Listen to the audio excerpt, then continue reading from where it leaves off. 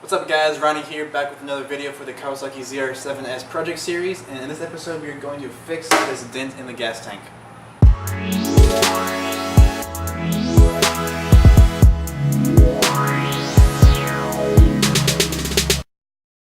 And by fix, I mean replace it entirely. So instead of actually putting a Kawasaki gas tank on the bike, we are actually going to use a true support mattress topper that just so happens to look exactly like a ZR-7S gas tank. On most gas tank swaps, all you need to do is replace the petcock and the filler cap and kind of throw it on the bike and you should be good to go. But in my case, this one is very rusty on the inside, so I'll need to clean it out with some vinegar before I can do that. And also, if you don't know this, ZR7 actually has a fuel level indicator on the bike. And this one that I bought comes with the mechanism already in there, but because it's so rusty, I don't know if it's going to be good or not. So once I clean it out, I can test the situation, see if it's good. And from there, I can figure out if I need to put this one onto that one or just leave it be. But until then, let me show you the rest. So, as you can see, there is a pretty decent amount of surface rust over the entire thing. Nothing too critical. Like I said, it's just surface rust. So, as long as I add some vinegar in there and let it sit for a few days, it should be okay. There is actually, you can hear this. Maybe. That was, if you heard that, that was the plastic fuel filter off of the original petcock that was in this bike, and it's stuck inside, so I need to figure out a way to get that out. Before I start pouring vinegar into the mattress topper, I actually have to install the petcock that was on the original gas tank. I took this off because there was a bad seal on the inside, and that was allowing fuel to flow freely. So, if I were to pour vinegar into it now with the petcock on, it would still flow freely and go onto the ground everywhere. That's why I'm going to install this fuel line with a bit of bolt at the end. So that way it will stop the flow of fuel and allow the tank to fill up with the vinegar to really do its job.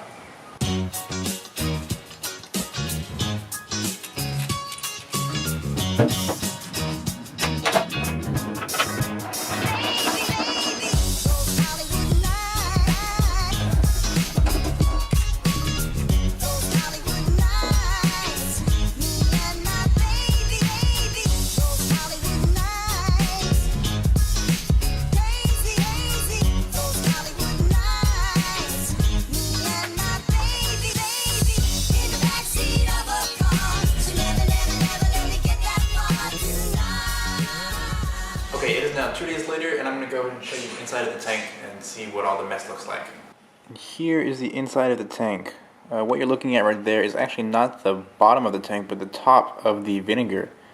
It is just completely filled with the rust particles, and now it is time for me to dump it out, rinse it with some more vinegar, and then go ahead and coat the entire tank with diesel to prevent the flash rusting that, like you're seeing along the top surface of the filler neck.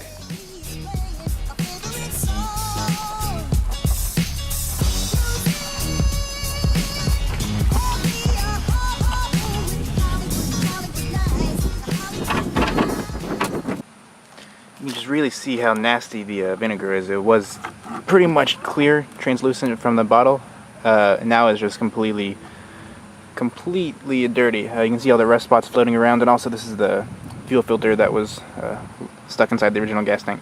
But now I'm going to do one more pass of the vinegar, and hopefully that'll clear a lot more out. Then I'll do another pass if I need to, then coat the entire thing with diesel.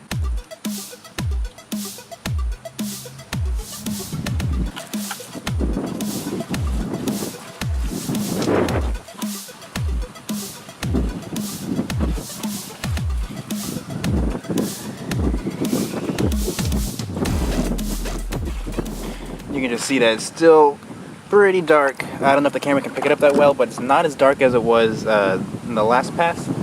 But they say it's safe for you to run the hose and go and bring it to the tank to rinse out all the rest of the flakes if there are. As long as you don't leave the water in there for too long, it won't flash rust. So as soon as I rinse it out with the water, finish doing that, I'm going to go ahead and add the diesel right away. It would have been very helpful if I did this a while ago, but what I'm doing here is taking off the fuel level indicator so there's a bigger opening so that way fuel can flow out faster, but also it allows for bigger rust chunks to fall out easier.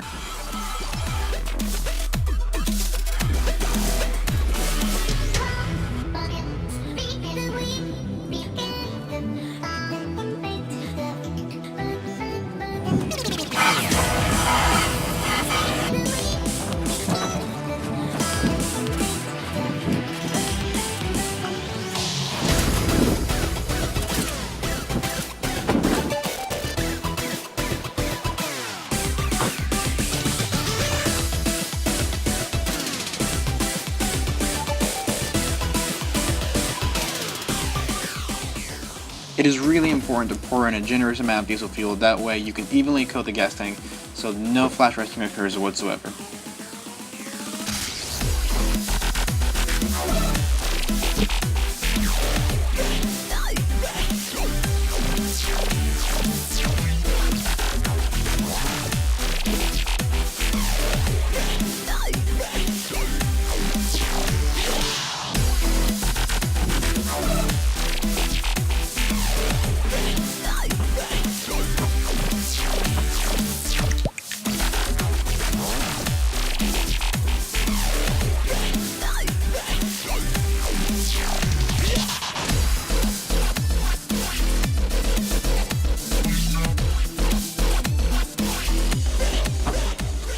Quite a bit of diesel fuel went all over the outside of the gas tank, so what I'm doing here is just wiping it off.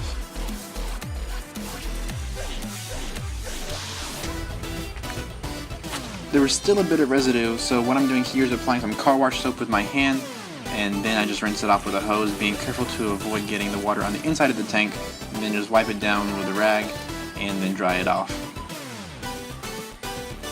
Now, at first glance, you'll notice the filler neck is a little bit rusty, but that's something sandpaper can fix up really easily. But on the inside, where it's really important, you can see that it's entirely rust-free. I'm really happy with how this turned out, and all that's left now is to reinstall the hardware. First step is to take off the old gas tank.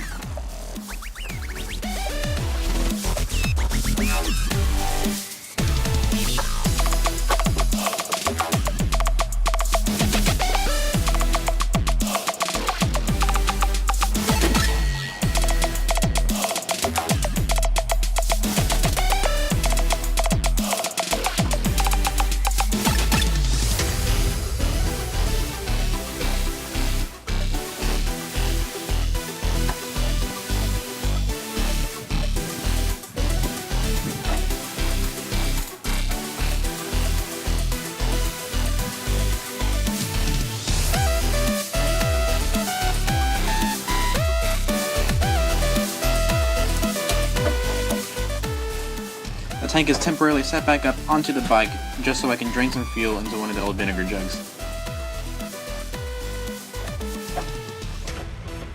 And now I'm taking off the good petcock.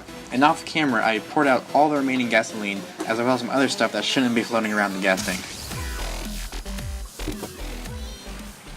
So one of the reasons why I decided to go ahead and just coat the inside with diesel fuel as opposed to doing a protective coating such as Port 15 was because the tank that I just took off my bike, the one with the dent, when I emptied the gasoline, the extra gasoline, all of this black stuff you can see in there, it's a film that was on the inside of the tank as a protective coating, air quotes around that, because over time it does deteriorate, and when I emptied the gas tank it all just came out like this, so this stuff could have gone in my fuel system and really clogged things up. So that's why I went with diesel as opposed to doing a coating like this. All that is left now for the old tank is to take off the fuel level indicator mechanism, and it's a good thing I did that because I'm going to compare the two from this tank and the new tank.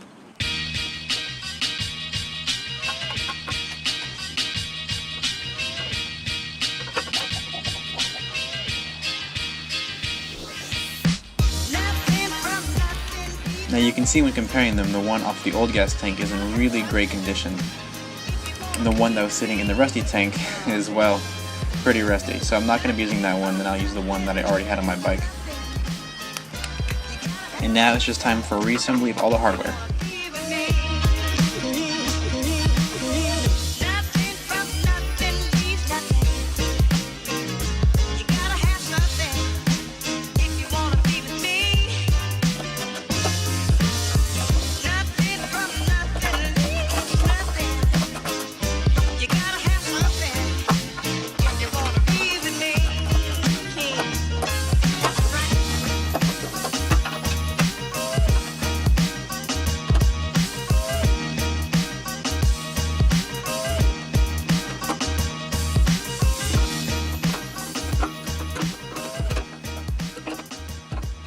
And with that, the tank is ready to be put back onto the bike, and I think we can agree that that is a big improvement over the old tank.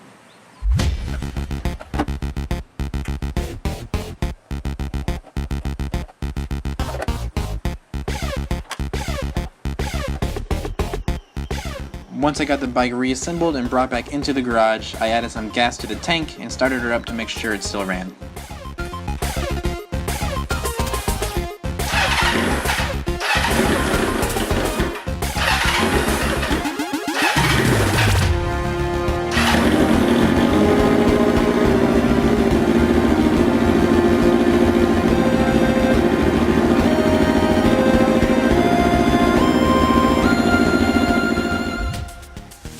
Gas tank is back on, bike runs, and it looks nearly perfect.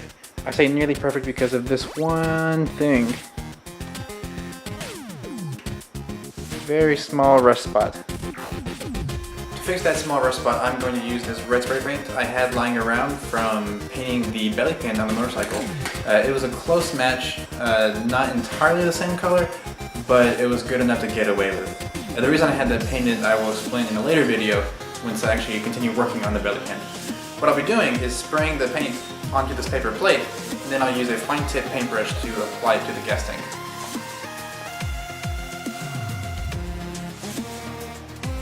Applying the touch-up paint to the rust spot does two things. One, it provides a temporary cosmetic fix that looks somewhat decent, and two, which is most important, is it prevents the bike from rusting even further.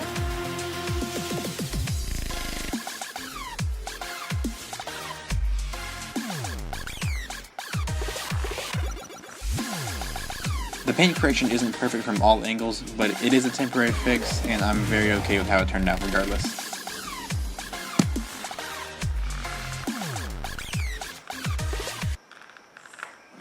But with that, here is the bike where it sits now.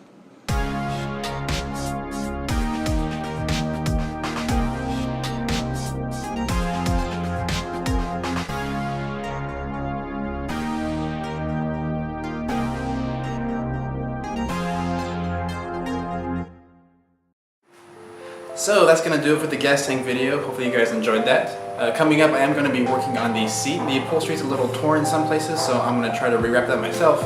So hopefully that goes well.